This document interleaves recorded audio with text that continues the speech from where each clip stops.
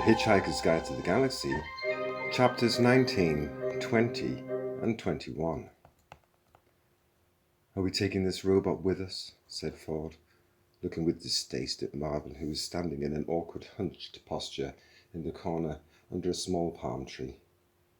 Zaphod glanced away from the mirror screens, which presented a panoramic view of the blighted landscape on which the Heart of Gold had now landed. "Oh, the paranoid android? Yeah, we'll take him." "What are you supposed to do with a manically depressed robot?" "You think you've got problems," said Marvin, as if he was addressing a newly occupied coffin. "What are you supposed to do if you are a manically depressed robot?" "No, don't bother to answer that. I'm 50,000 times more intelligent than you, and even I don't know the answer. It just gives me a headache trying to think down to your level." Trillian burst in through the door from her cabin. "My white mice have escaped," she said. An expression of deep worry and concern failed to cross either of Zaphod's faces. "Nuts to your white mice," he said. Trillian glared an upset glare at him and disappeared again. It is possible that her remark would have commanded greater attention had it been generally realized that human beings were only the third most intelligent life form present on planet Earth. Instead, as was generally thought by most independent observers, the second. "Good afternoon, boys!" The voice was oddly familiar, but oddly different. It had a matriarchal twang. It announced itself to the crew as they arrived at the airlock hatchway that would let them out on the planet's surface. They looked at each other in puzzlement. "Oh, it's the computer. I discovered it had an emergency backup personality. I thought it might work out better," explained Zaphod. "Now then, this is going to be your first day on a strange new planet, so I want it to be all wrapped up snug and warm, and no playing with any naughty bug-eyed monsters," continued Eddie in his new voice. Zaphod tapped impatiently on the hatch. "Oh, I'm sorry. I think we might be better off with the slide rule." "Right! Who said that?" snapped the computer. "Oh, will you open up the exit hatch, please, computer?" said Zaphod, trying not to get angry. "Not until whoever said that owns up," urged the computer, stamping a few synapses closed. "Oh, God," muttered Ford, slumped against a bulkhead and started to count to 10. He was desperately worried that one day sentient life forms would forget how to do this. Only by counting could humans demonstrate their independence of computers. "Come on," said Eddie sternly. "Computer," began Zaphod. "I'm waiting." "I can wait all day if necessary," interrupted Eddie. "Computer," said Zaphod again, who had been trying to think of some subtle piece of reasoning to put the computer down with, and had decided not to bother competing with it on its own ground. "Hey, if you don't open that exit hatch like this moment, I shall zap straight to your major data banks and reprogram you with a very large axe. You got that?" Eddie, shocked, paused and considered this. Ford carried on, counting quietly. "This is about the most aggressive thing you can do to a computer. The equivalent of going up to a human being and saying, 'Blood, blood, blood, blood.'" Finally, Eddie said quietly, "Well, I can see this relationship is something we're all going to have to work at." And the hatchway opened. An icy wind ripped into them. They hugged themselves warmly and stepped down the ramp and onto the barren dust of Magrathea. "It'll all end in tears, I know it," shouted Eddie after them and closed the hatchway again. After a few minutes later, he opened and closed the hatchway again in response to a command that caught him entirely by surprise. Chapter 20. 5 figures wandered slowly over the blighted land. Bits of it were dullish grey, bits of it were dullish brown, the rest of it rather less interesting to look at. It was like a dried out marsh, now barren of all vegetation, covered with a layer of dust about an inch thick. It was very cold. Zaphod was clearly rather depressed about it. He stalked off by himself and was soon lost to sight behind a slight rise in the ground. The wind stung Arthur's eyes and ears, and the stale, thin air clasped his throat. However, the thing that was strung the most in his mind, "It's fantastic," he said, and his own voice rattled his ears. Sound carried badly in this thin atmosphere.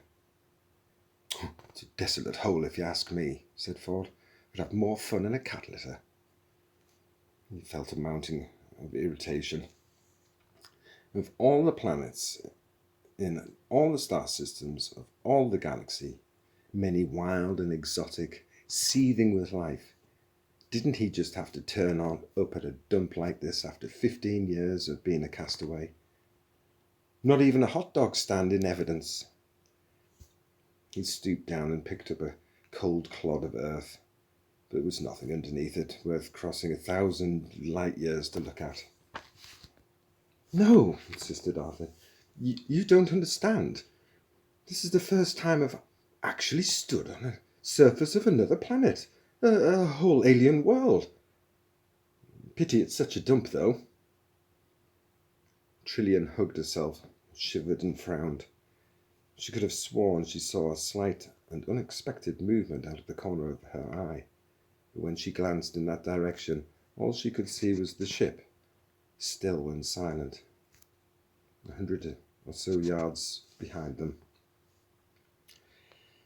She was relieved when a second or so later they caught sight of Zaphod standing on top of the ridge of ground and waving them to come and join him. He seemed to be excited, but they couldn't clearly hear what he was saying because of the thinnish atmosphere and the wind.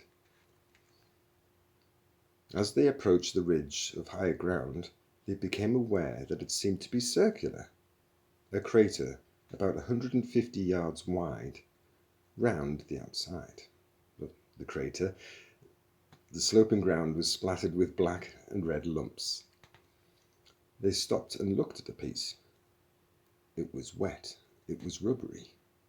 With horror, they suddenly realized that it was fresh whale meat. At the top of the crater's lip, they met Zaphod. "Hey, look!" he said, pointing into the crater.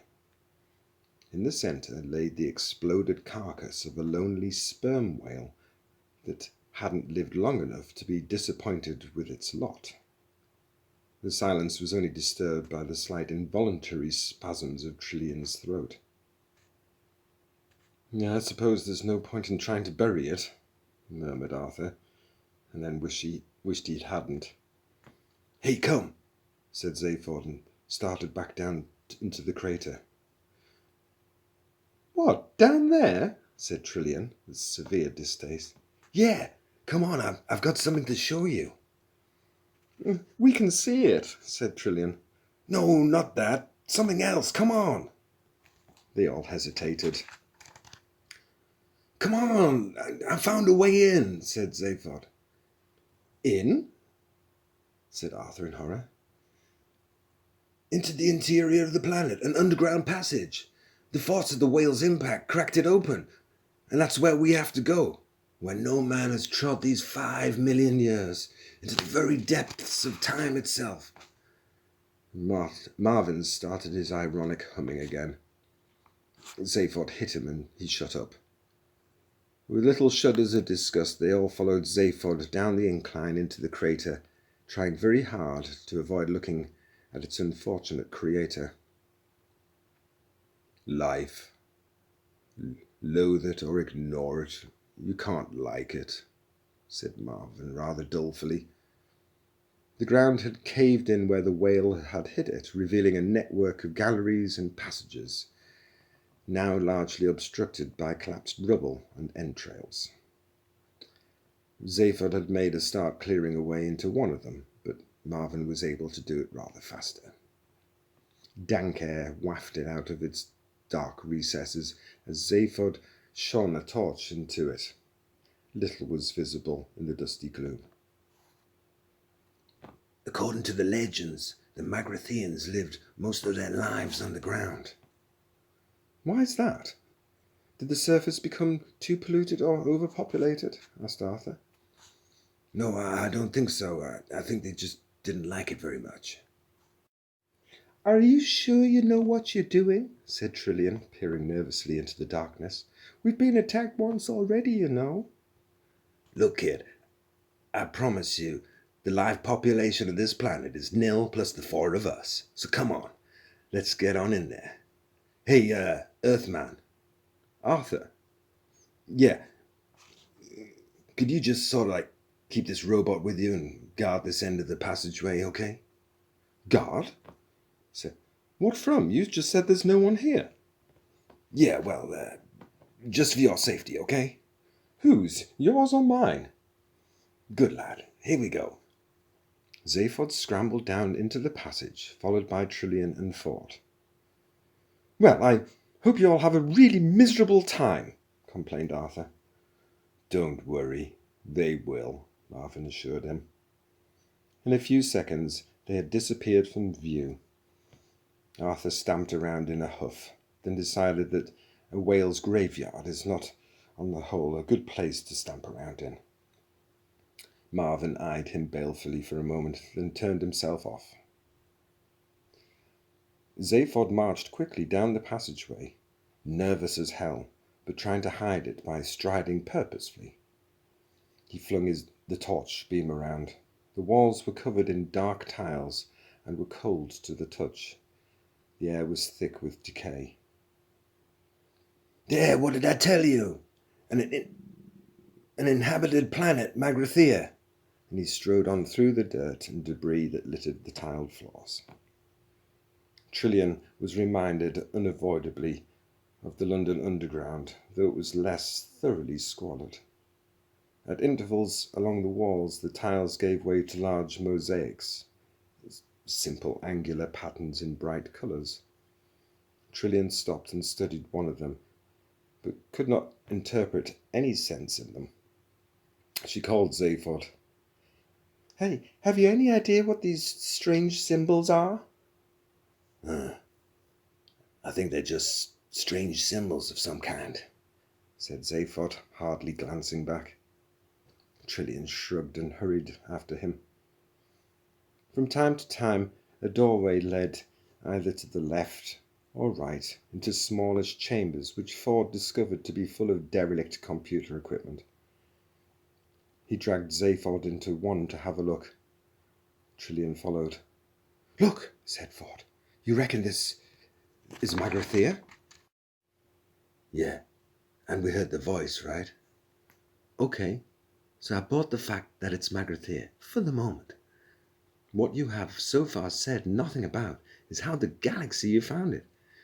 You didn't just look it up in a star atlas, that's for sure. Research, government archive, detective work, few lucky guesses, easy. And then you stole the heart of gold to come and look for it? Hey, I stole it for a lot of things.